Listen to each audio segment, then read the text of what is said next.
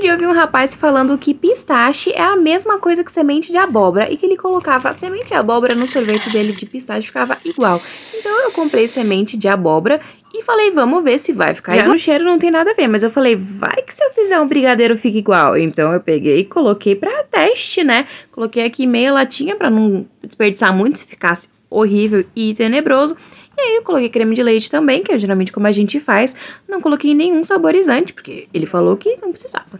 E que era muito parecido. E eu falei, a cor parece. Quando tritura fica igual. Mas assim, o cheiro, nem um pouco.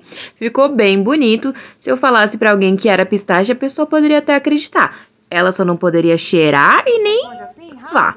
Mas é isso. Ficou assim, ficou bem bonito. Mas assim, de sabor, gente, não tem nada a ver. Ficou ruim. Mas assim, pistache também passou bem longe, viu? Ficou gostoso, mas não muito pistache. Beijo, tchau, tchau.